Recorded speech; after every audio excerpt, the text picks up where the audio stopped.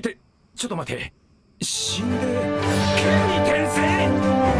私は力が欲しい。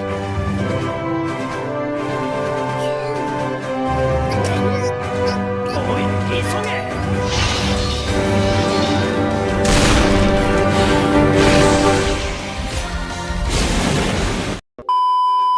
突然の申し出で恐れ入りますが、Haha, nggak terasa udah masuk anime musim gugur aja nih. Jadi kali ini gue akan membawakan alutsista anime musim gugur yang baru aja rilis hari ini. Anime yang akan gue bawakan ini berjudul Tensei Shitara Kendesta. Jika diartikan maka akan menjadi bereinkarnasi menjadi sebuah pedang. Biasanya reinkarnasinya jadi slime, manusia isekai OP, penyihir, raja iblis, bocil atau bahkan lord dengan hoki infinity.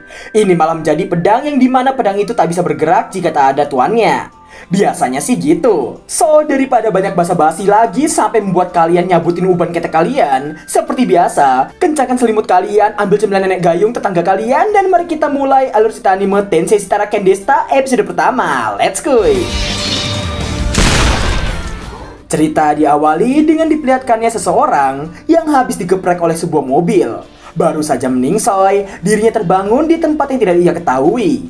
Buset, banyak amat tuh bulannya. Orang itu nampak terkejut karena mendapati dirinya yang masuk ke dalam isekai.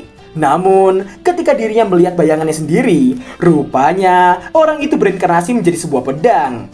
Tak lama berselang, seseorang nampak berbicara padanya. Orang yang berbicara itu memberikan semangat pada si pedang.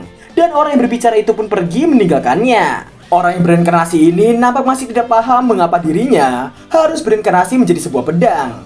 By the way, biar gak susah, gue kasih dia nama si pedang dulu. Si pedang nampak baru mengingat jika masuk ke dalam isekai, maka pasti akan diberikan modal awal. Ketika dirinya berkonsentrasi, sebuah panel muncul dan ketika dibuka, Intelligence Weapon.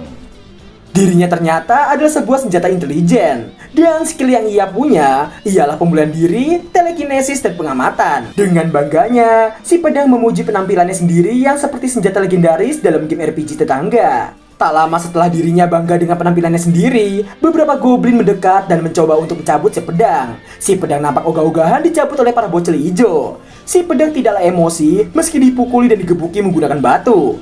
Namun, ketika satu bocil hijau meludahinya, si pedang baru menganggap itu adalah sebuah perang. Alasan dari marahnya si pedang adalah ketika dirusak dengan serangan fisik, skill pemulihannya akan aktif. Namun jika diludahin udah jadi serangan batin. Si pedang kemudian nampak terbang di udara dengan skill telekinesisnya. Dengan skillnya itu, si pedang mampu menyerang dengan sangat mudahnya. Si pedang menganggap seharusnya dengan membunuh makhluk hidup, harusnya akan merasa bersalah. Namun, ketika si pedang nampak menebas salah satu bocil hijau dan mengenai sebuah kristal di dalamnya, di saat yang bersamaan, si pedang nampak bercahaya. Dan dirinya heran karena justru merasa puas setelah menebas para bocil hijau. Dengan sangat mudahnya, si pedang mampu menumpas semua bocil hijau tadi. Usai bertarung, si pedang nampak mendapatkan banyak notifikasi. Rupanya, ketika dirinya bersinar tadi, menandakan terisinya sebuah penanda EXP kristal sihir. Dirinya yang tidak paham maksud dari skill memori yang ia dapatkan, si pedang pun menyadari dirinya akan bersinar setelah mengalahkan bocil hijau. Yang artinya, si pedang bisa menyerap skill para monster. Karena ada notifikasi suara, dirinya nampak terkejut dan bertanya-tanya asal suara itu. Si mbak notifikasi menawarkan untuk memasang skill yang ia dapatkan. Setelah si pedang menerimanya, dirinya kemudian mencoba skill tadi pada jasad bocil hijau. Ketika menusukkan diri dan berhasil memecahkan sebuah kristal sihir, benar saja, di saat yang bersamaan, si pedang nampak bersinar dengan sangat terang. Dirinya juga nampak mendapatkan skill barunya. Meski cukup OP, si pedang nampak bersedih karena dirinya adalah sebuah pedang tanpa tuan. Namun dirinya nampak telah memiliki tujuan lain, yaitu menyerap skill para monster. Berhubung dirinya telah bereinkarnasi menjadi sebuah pedang, si pedang nampak bertekad untuk menjadi lebih kuat demi calon tuannya nanti. Di lain sisi, terlihat seorang gadis ras manusia kucing hitam yang nampak seperti budak. Dirinya yang bertekad untuk menjadi lebih kuat dilempar batu oleh salah satu penjaga. Perlakuan tidak sopan dan hinaan terhadap rasnya cukup membuat kita ingin mendaratkan jontosan ke wajahnya. Si gadis kucing nampak memiliki pandangan kuat dan berharap dirinya memiliki kekuatan. Gadis kucing ini nampak memanjatkan doanya kepada bulan di langit. Dirinya hanya ingin kekuatan. Di tengah indahnya cahaya bulan, si gadis kucing terus berharap untuk mendapatkan kekuatan. Singkat waktu, si pedang nampak dengan bebasnya mengalahkan banyak sekali monster dan menyerap banyak sekali jenis skill dari para monster yang ditebasnya. Di tengah semakin kuatnya si pedang, dirinya yakin calon tuannya nanti pasti akan bahagia. Namun dirinya bersedih karena tak tahu kapan dirinya akan memiliki tuan. Saking kesepiannya, si pedang meminta Mbak Notifikasi untuk menemaninya. Singkat cerita, setelah membasmi markas bocil hijau, si pedang yang terbang di langit dan tengah membanggakan diri disadari oleh si gadis kucing. Namun, si gadis kucing hanya bisa merasakannya sesaat.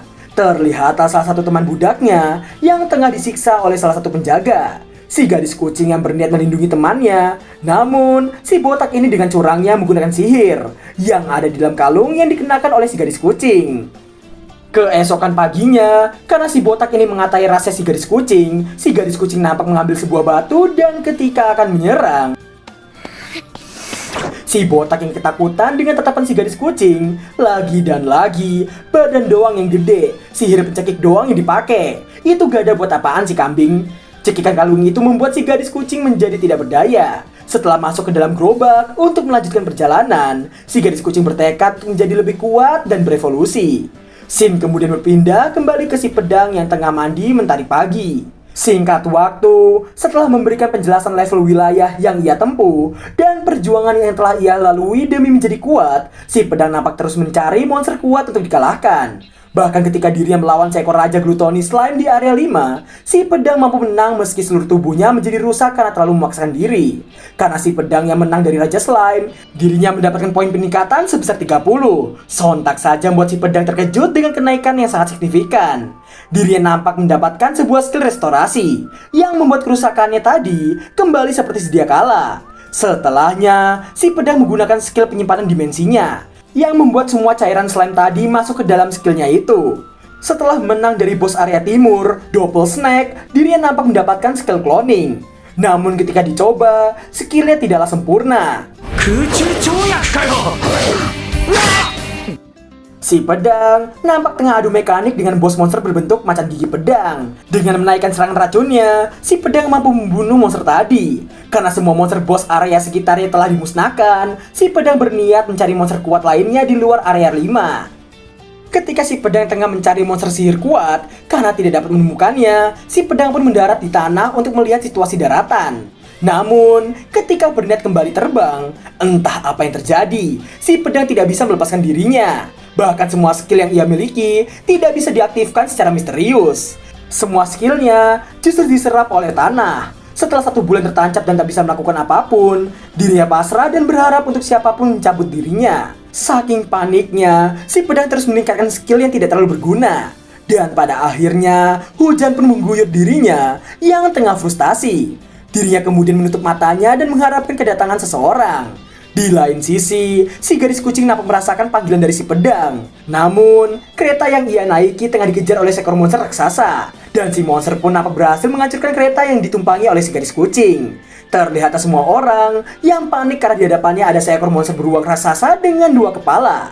Si botak gendut memerintahkan para budaknya untuk mengulur waktu meski harus mati sekalipun. Karena tidak bisa membantah perintah yang ada, banyak dari budak di sana yang tewas hanya karena hempasan si beruang. Tepuk tangan untuk si beruang. Si botak meningsoi karena tertimpa jasad salah satu budak dan digeprek oleh si beruang.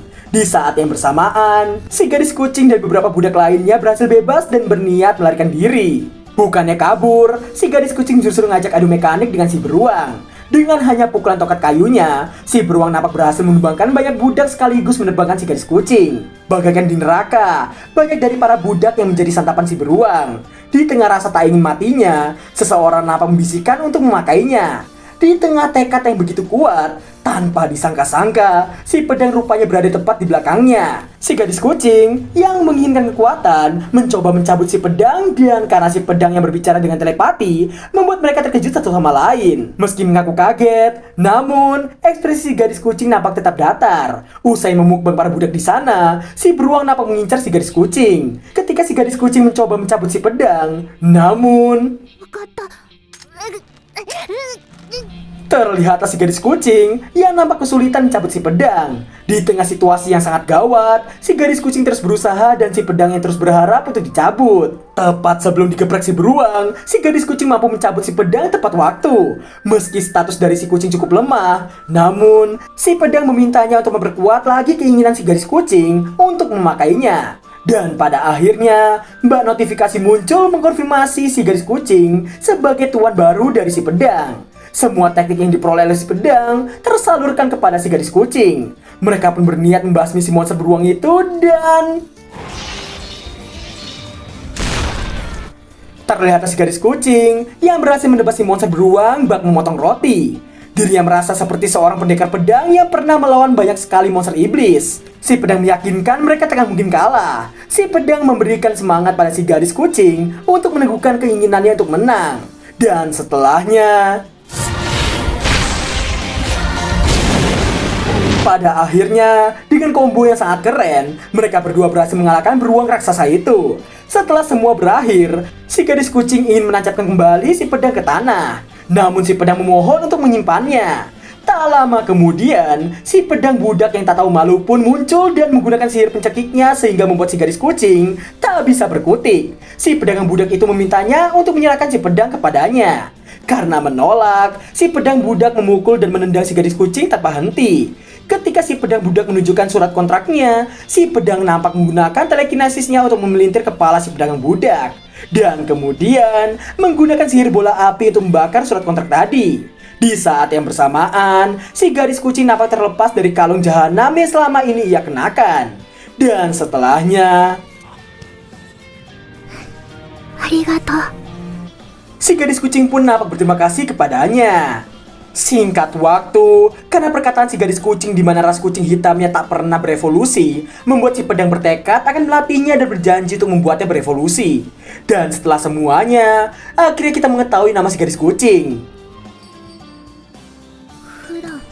Nama dari si gadis kucing itu adalah Furan. Sembari mengambil jubah dari si pedang budak tadi, Furan menanyakan nama dari si pedang. Namun, karena tidak punya nama, Furan berniat memberikan nama padanya. Setelah Furan memikirkan yang baik-baik, dirinya pun terlintas satu nama. Namun, rupanya Furan menamai si pedang dengan nama Master. Karena melihat ekspresi Furan, Master tak punya pilihan lain selain menerimanya. Dan petualangan antara si gadis kucing hitam Furan dengan si pedang super OP Master pun telah dimulai. Dan berakhirlah alur cerita anime Tensei Shitara Ken Desta episode pertama. Karena ini episode perdana, gue akan memberikan komentar dan rating untuk anime yang satu ini. Cukup seru dan unik konsep dari anime ini. Dimana seperti yang gue bilang di awal, biasanya orang berinkarnasi menjadi slime, raja iblis, manusia overpower, penyihir OP, atau manusia yang dianati terus baru jadi OP.